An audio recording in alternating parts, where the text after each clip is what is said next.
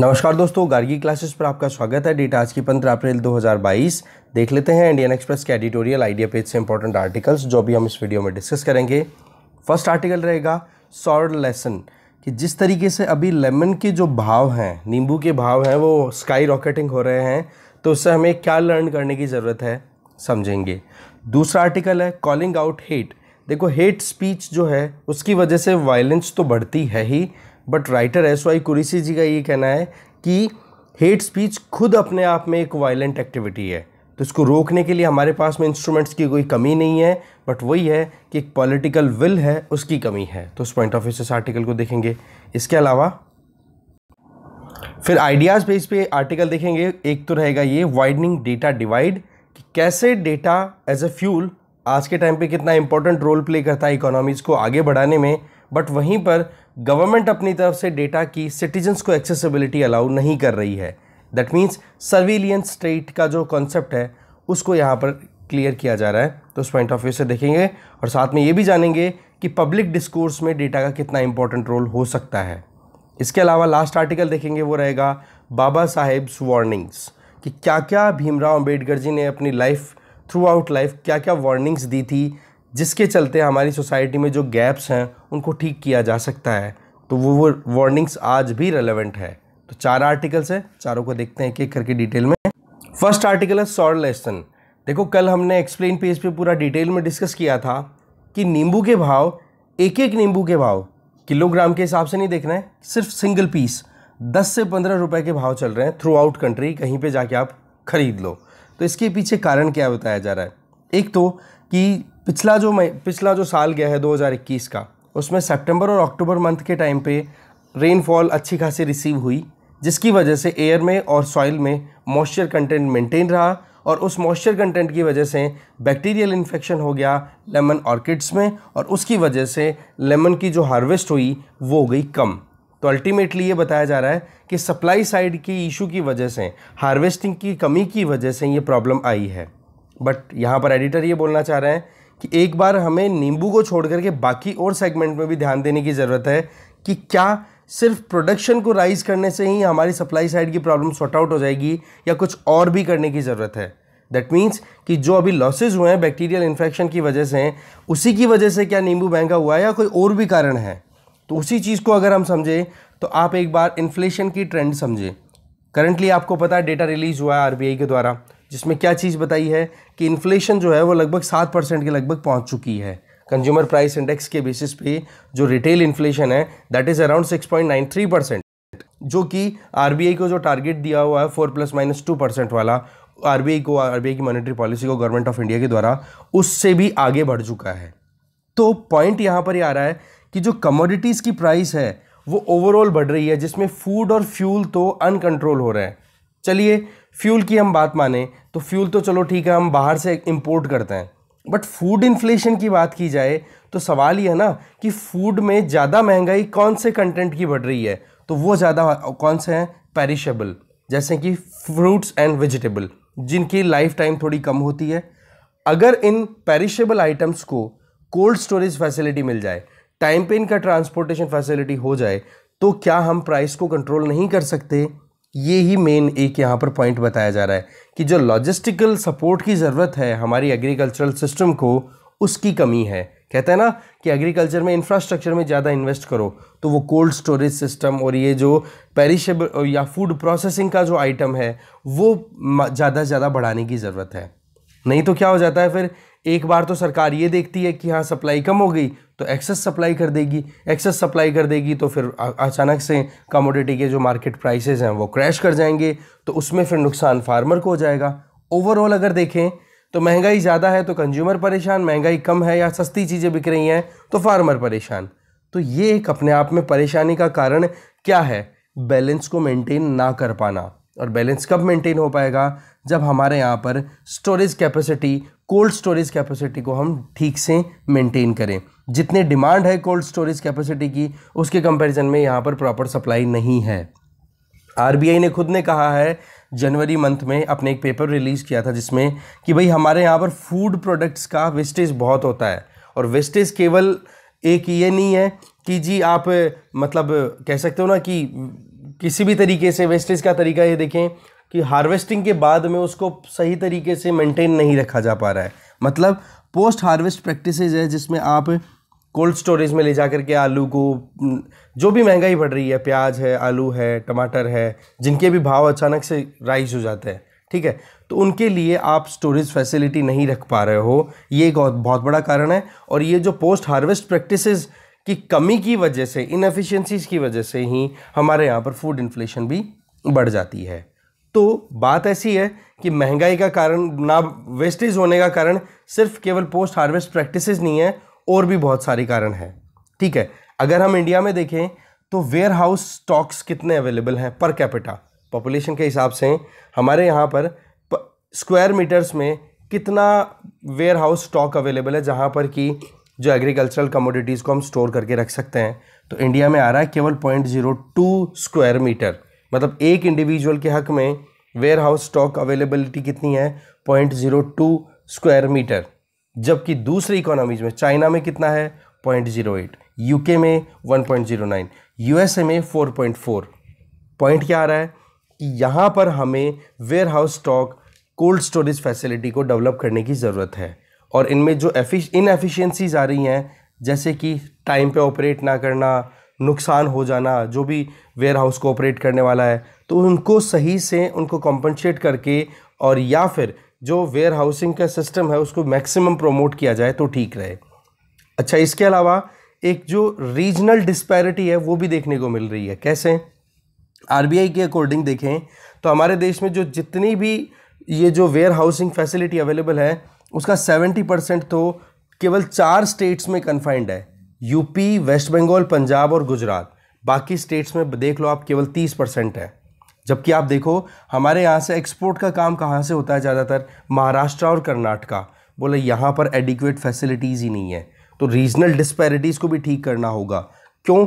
India एक agricultural dominated society है, ठीक है, एग्री बेस्ड हमारी इकोनॉमी है ज़्यादातर। तो इस केस में हम इस पर्टिकुलर इंफ्रास्ट्रक्चर के स्टेक को, वेयर हाउस या कोल्ड स्टोरेज फैसिलिटी को हम बिल्कुल भी इग्नोर नहीं कर सकते। तो एक प्रॉपर यूटिलाइजेशन होना चाहिए भाई।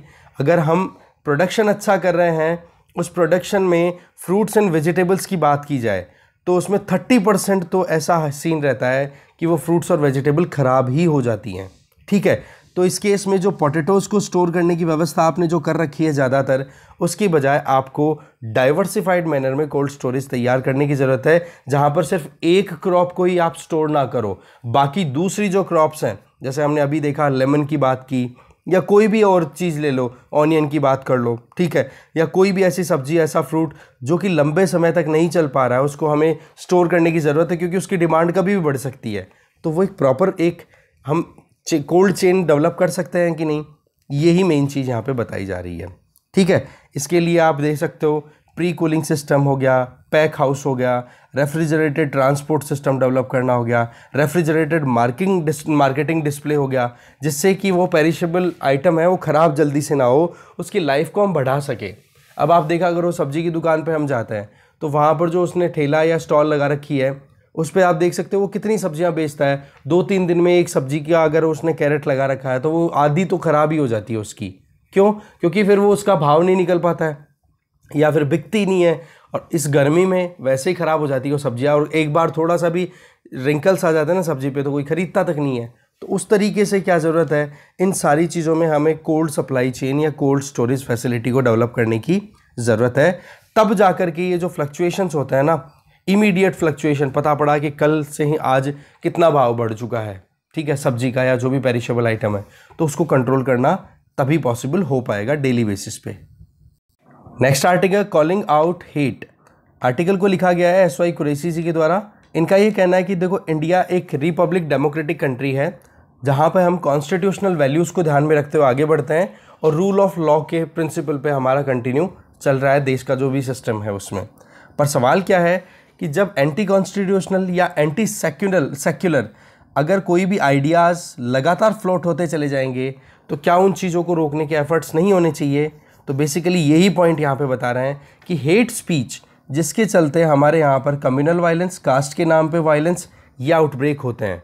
तो हेट स्पीच केवल आउटब्रेक ही नहीं, एक कॉज ही नहीं है, ये अपने आप में खुद एक सब्सटेंशियल एक फैक्टर है जो कि खुद एक वायलेंट बिहेवियर को शो करता है कि एक इंडिविजुअल अगर हेट स्पीच दे रहा है तो वो खुद एक वायलेंट बिहेवियर शो कर रहा है, राइट।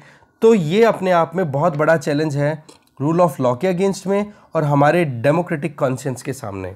इसका मतलब क्या हो गया कि हमारे यहाँ पर जो कुछ भी अभी हो रहा है, चाहे धर्म के नाम पर हो चाहे जात पात के नाम पे हो रहा हो, उसमें हेट स्पीच का रोल बहुत ज़्यादा बढ़ता चला जा रहा है।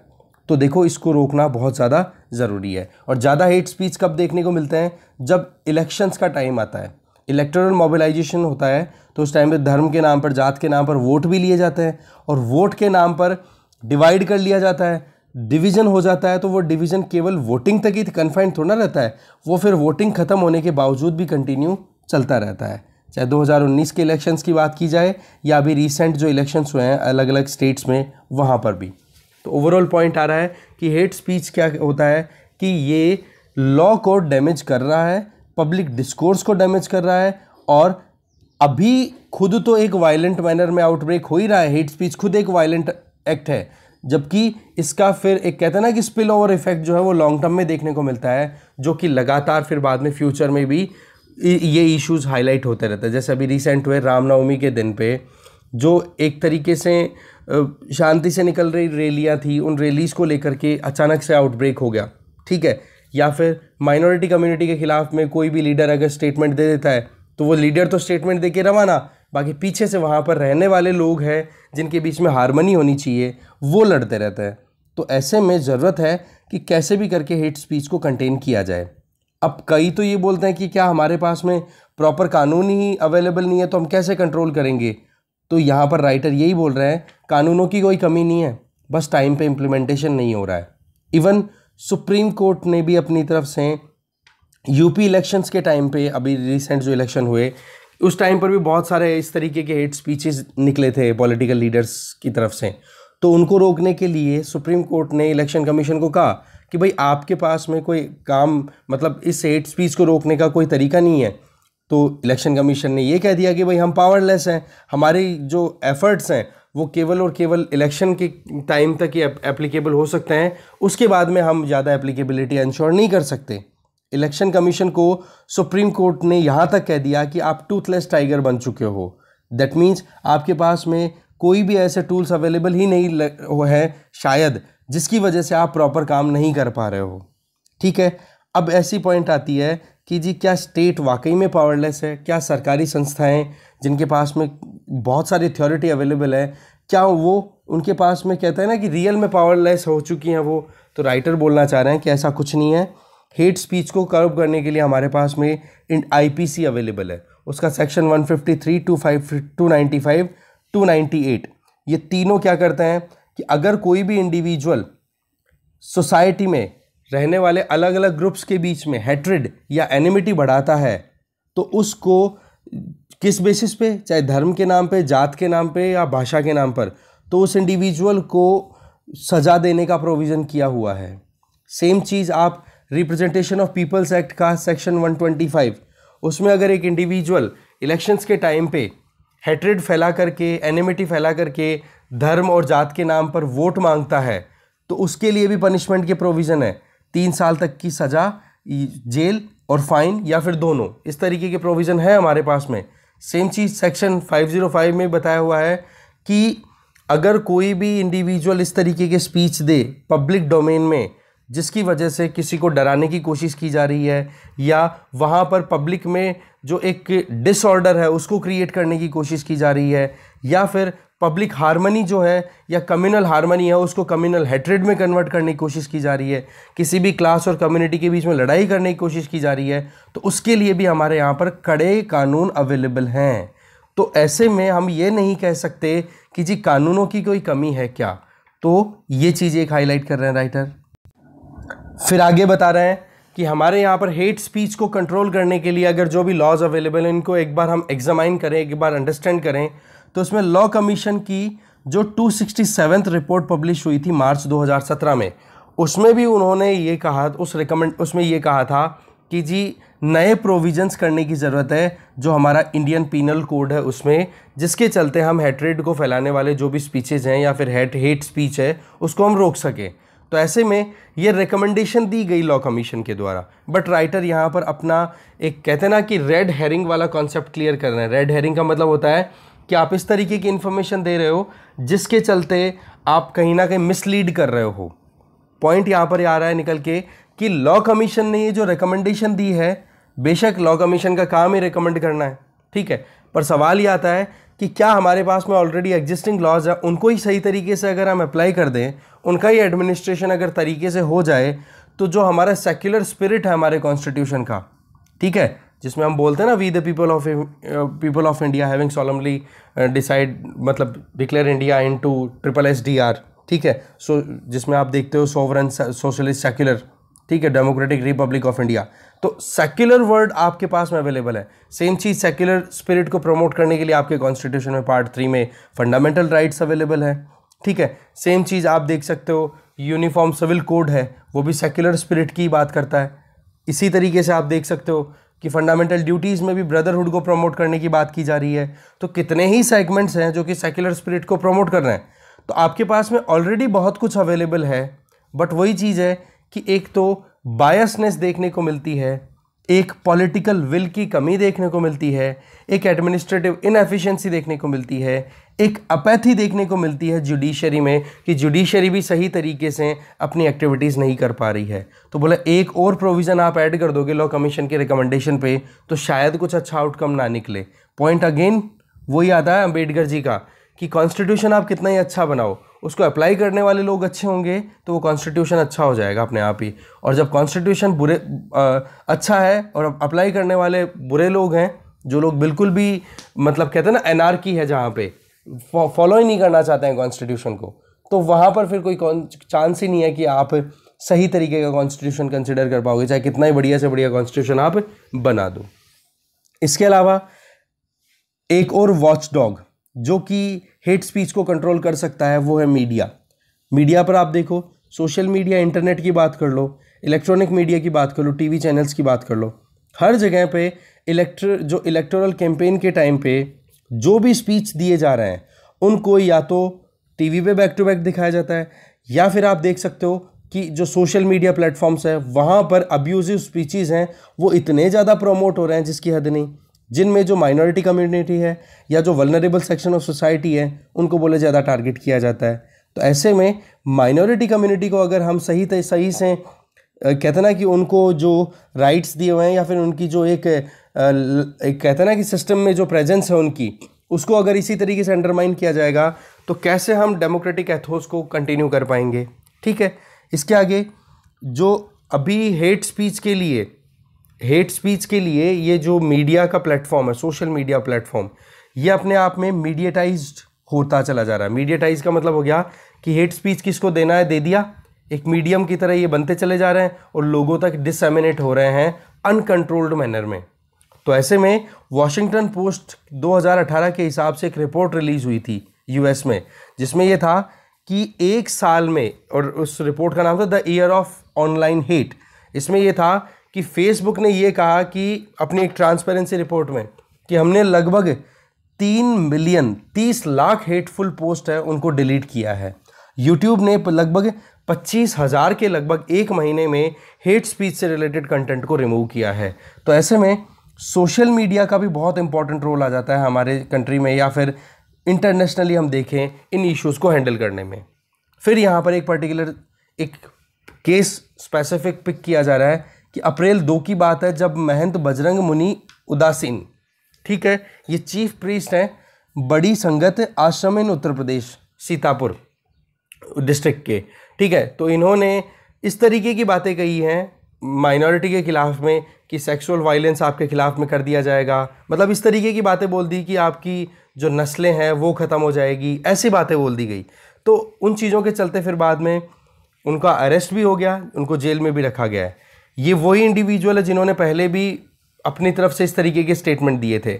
एग्जैक्टली ये कोई ऐसी बात नहीं है कि हेट स्पीच में केवल मेजॉरिटी के लोग ही केवल माइनॉरिटी की तरफ जाते हैं। माइनॉरिटी के इंडिविजुअल्स भी मेजॉरिटी की तरफ इस तरीके की हेट स्पीच अगर दे तो उनको इक्वल ट्रीटमेंट मिलना चाहिए।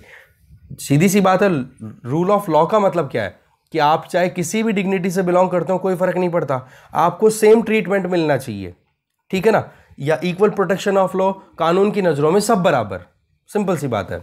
तो बात ऐसी है कि जो इलेक्टेड मेंबर्स हैं, जो अभी पार्लियामेंट में बैठे हैं, सबसे पहली चीज़ तो ये है कि वो अपनी लिमिट्स में, या अपनी कहते हैं ना कि कॉन्स्टिट्यूशनल लिमिट्स को ध्यान में रखते हुए अपनी एक्टिविटीज़ को कंडक्ट करें।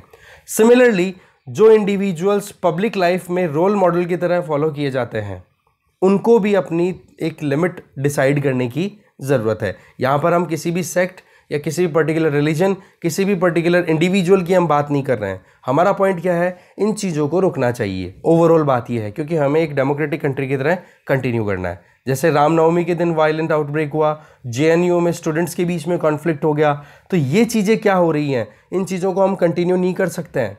इन्हें बहुत जल्दी एड्रेस करने की ज़रूरत है, नहीं तो क्या होगा, इसी तरीके से हमारा कितना नुकसान होता रहता है, ठीक है। और फिर बाद में जो प्रोडक्टिविटी की तरफ हमें बढ़ना है, उसकी बजाय हम बैकवर्ड, कहते हैं ना, बैक गियर डाल लेते हैं हमारी कार में और पीछे की तरफ मूव कर जाते हैं, जो कि ठीक बात नहीं है। तो ये चीज़ है हेट स्पीच को कंट्रोल करने के लिए राइटर का अपना ओपिनियन। आगे चलता है। नेक्स्ट आर्टिकल है वाइडनिंग डेटा डिवाइड। आर्टिकल को लिखा है मोहम्मद जकारिया सिद्दीकी, लक्ष्मी प्रसाद और शब्बीर अहमद। इनका देखो यही कहना है कि डेटा आज आपको पता है कितना इम्पोर्टेंट है, बट जिस तरीके से डेटा की एक्सेसिबिलिटी गवर्नमेंट के पास अवेलेबल है और उसके कंपैरिजन में अगर सिटीजन्स की अगर डेटा की एक्सेसिबिलिटी देखें तो रात दिन का अंतर है। डेटा के गवर्नमेंट के पास में पेंडेमिक के टाइम पे जो माइग्रेंट्स का जो मूवमेंट हुआ था, उसके बाद में जो डेटा कलेक्शन है, ज़बरदस्त तरीके का डेटा अवेलेबल है। इकोनॉमिक सर्वे में भी अभी देखें तो ज़्यादा फोकस ये किया गया है कि कैसे हम क्वालिटी और क्वांटिटी पॉइंट ऑफ व्यू से डेटा को कलेक्ट कर सकते हैं। पर सवाल ये है कि दूसरी तरफ जो सिटीजन्स डेटा एक्सेस करना चाहते हैं, उस डेटा की एक्सेसिबिलिटी गवर्नमेंट क्यों नहीं इंश्योर कर रही है। ये एक अपने आप में बड़ा सवाल है, क्योंकि जैसे हमारे यहाँ पर right to information act available है, आरटीआई एक्ट के तहत आप कोई भी इन्फॉर्मेशन लेना चाहो तो आपको इन्फॉर्मेशन मिल जाएगी। पर सवाल क्या है कि वहाँ पर गवर्नमेंट के पास में कई ऐसे आर्ग्यूमेंट्स अवेलेबल होते हैं जिसके चलते आरटीआई भी फेल हो जाता है। दैट मीन्स आजकल आरटीआई के पास में भी इतने ज़्यादा इफेक्टिविटी नहीं आ रही है जितनी कि पहले हुआ करती थी। इसके अलावा गवर्नमेंट के पास में डेटा कलेक्शन की बात करें तो गवर्नमेंट के पास में हर दिन बहुत सारा डेटा अवेलेबल होता चला जाता है। जैसे 2014 से अगर UIDAI की बात करें, दैट मीन्स आधार कार्ड को जो ऑपरेट करने वाली जो एजेंसी है, उसके थ्रू कितनी पर्सनल डेटा इन्फॉर्मेशन अवेलेबल है, ठीक है, सिटीजन्स की गवर्नमेंट के पास में। सिमिलरली जन आधार और मोबाइल ट्रिनिटी, इसमें भी आप देख सकते हो कि इंडिविजुअल्स की कितनी प्राइवेट डिटेल अवेलेबल है, जो कि एक इंडिविजुअल के फंडामेंटल राइट टू प्रिवेसी के अगेंस्ट में है, राइट, कि भाई इतनी इन्फॉर्मेशन आपके पास में अवेलेबल है। गवर्नमेंट है वो फिर जब पब्लिक उसको एक्सेस करना चाहे उस डेटा को, तो वहाँ पर आर्टिफिशियल बैरियर लगा देती है, कुछ एक्सक्यूज़ दे देती है कि भाई पब्लिक सर्विसेज देने के लिए हमें ये डेटा की ज़रूरत होती है, इसलिए हम तो कलेक्ट कर सकते हैं, बाकी पब्लिक डोमेन में नहीं हमें ये अवेलेबल कराएंगे। तो राइटर्स का मेन यही है कि भाई एक प्रॉपर आईना सरकार को दिखाने का काम सिटीजन्स कर सकते हैं, पर हमारे पास में proper information, proper detail, proper data ही अवेलेबल नहीं होगा तो हम कैसे एनालाइज कर पाएंगे, ठीक है।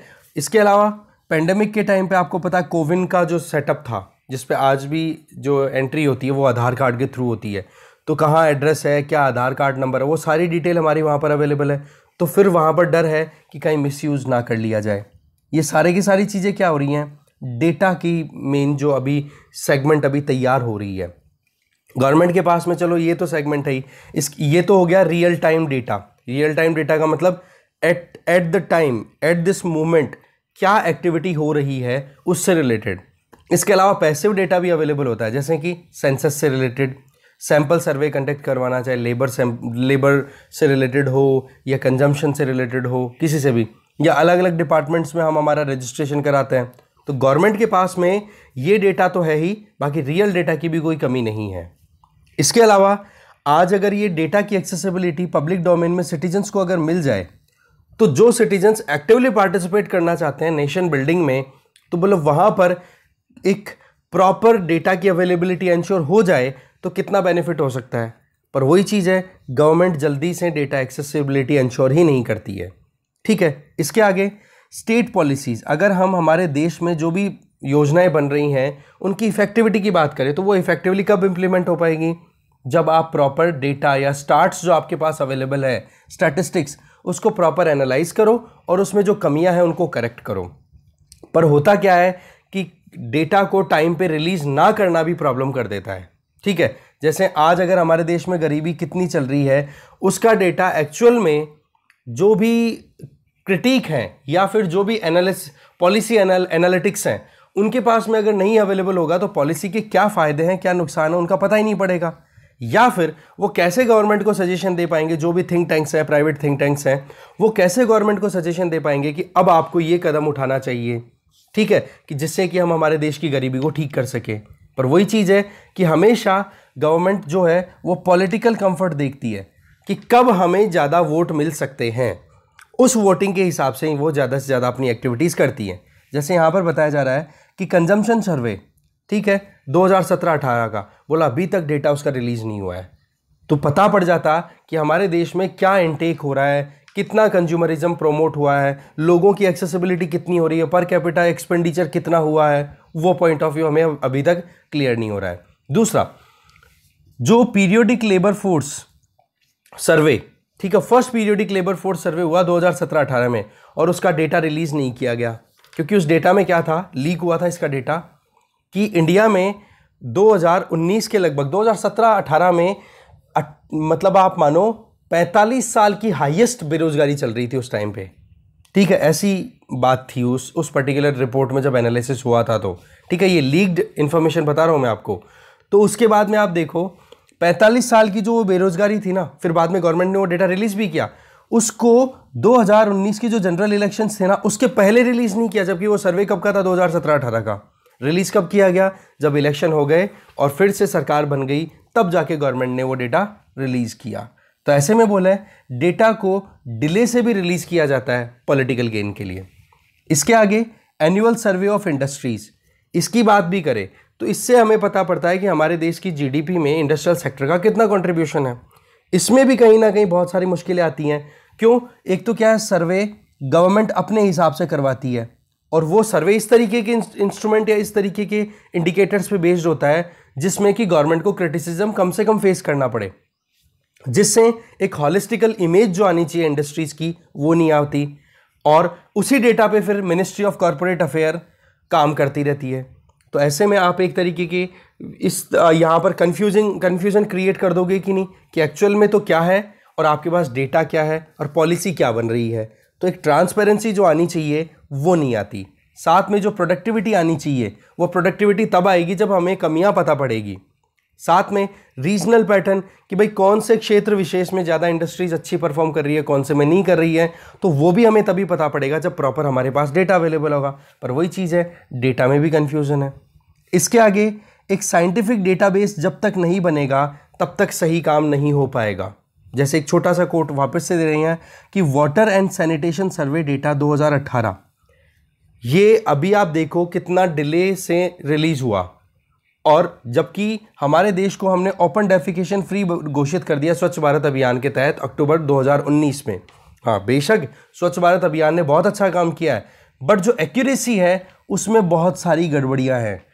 तो उससे संबंधित बात ये आ जाती है कि साइंटिफिक मैनर में जब तक हम स्वच्छ भारत मिशन को नहीं एनालाइज करेंगे, डेटा को जब तक प्रॉपर्ली एनालाइज नहीं करेंगे कि कहाँ पर अभी तक भी जो ओपन डेफिकेशन वाला इशू है वो कंटिन्यू कर रहा है, तो हम कैसे वाकई में हाइजीन को, एक portable water, quality water available करा सकें और सैनिटेशन के स्टैंडर्ड को इम्प्रूव कर सकें।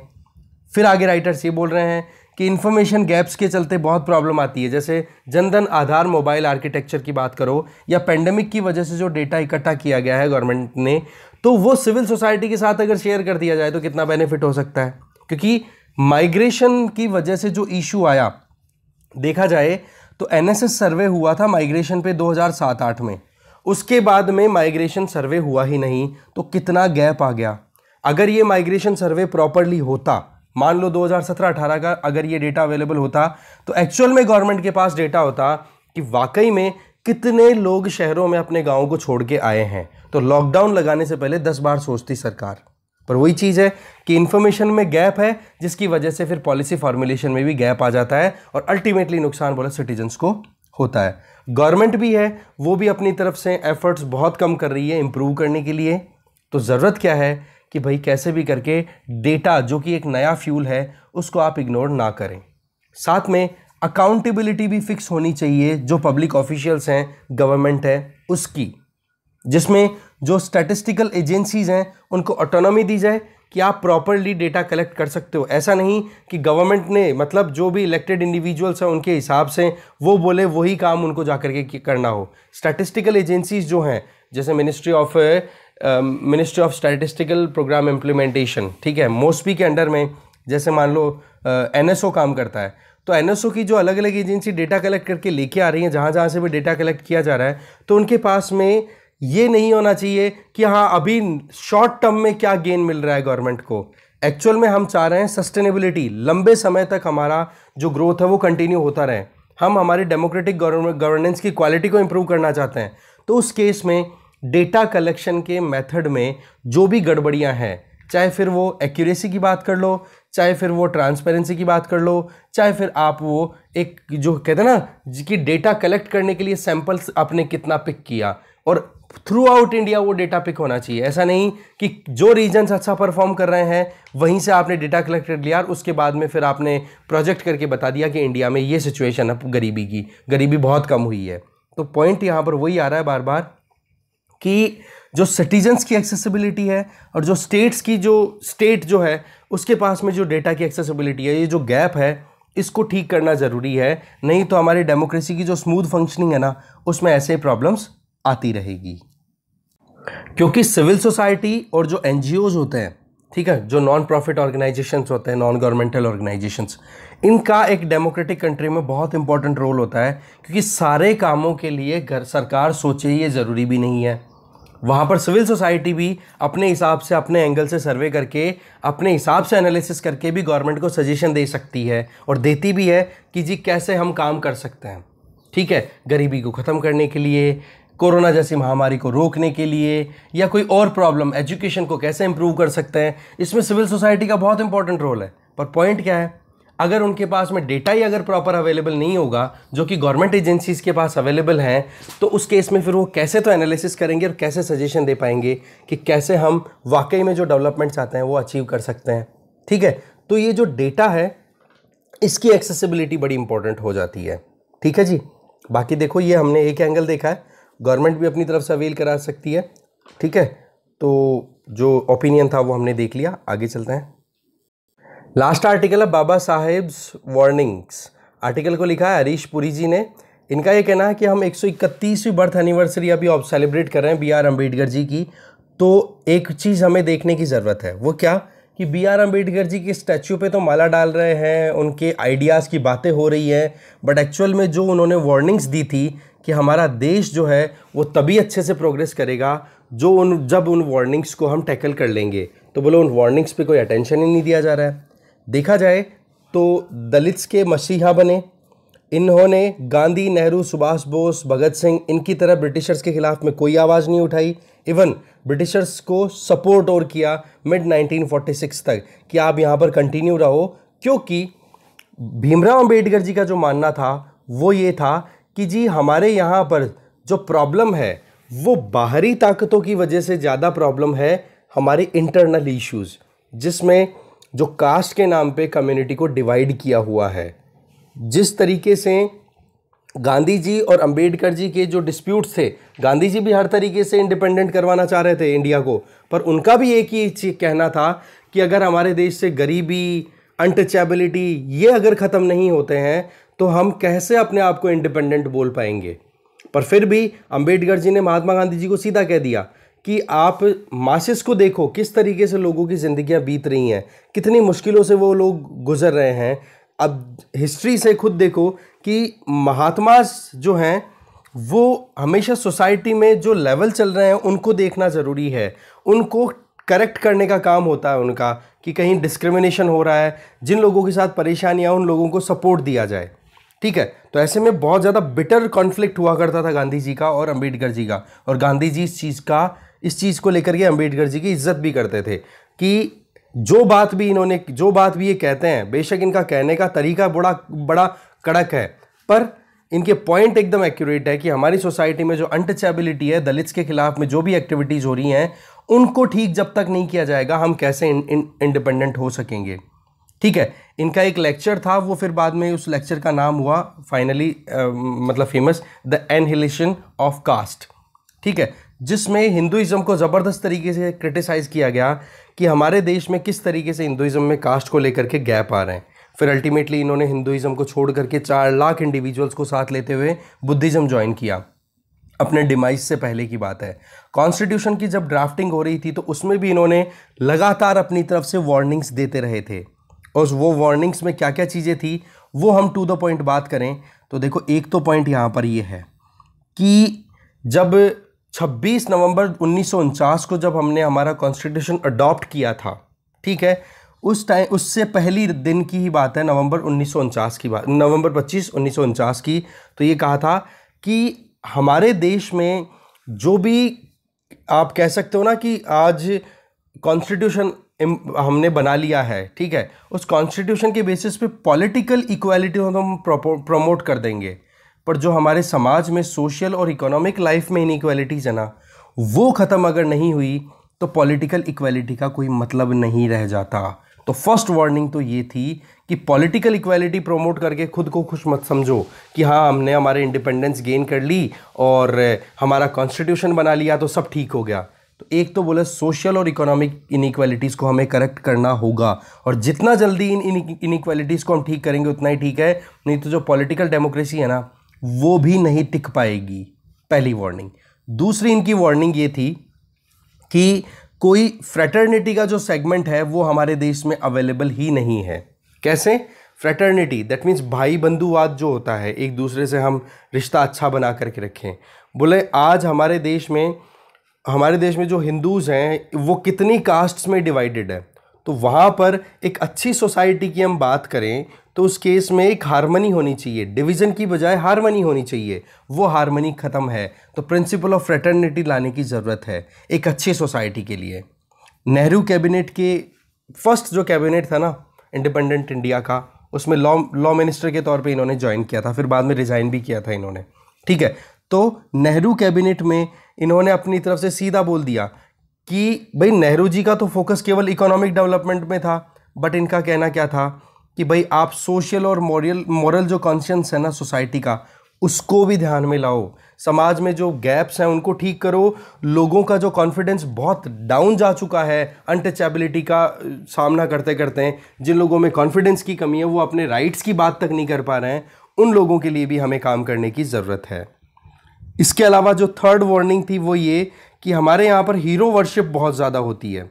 अब हीरो वर्शिप में अगर हम किसी देवता की, भगवान की पूजा करें तो वो तो क्या साल्वेशन की तरफ लेके जाते हैं, हमें मुक्ति की तरफ लेके जाते हैं, बट एक इंडिविजुअल को अगर आपने हीरो मान लिया और उसकी पूजा कर ली तो उसका रिजल्ट होता है डिक्टेटरशिप।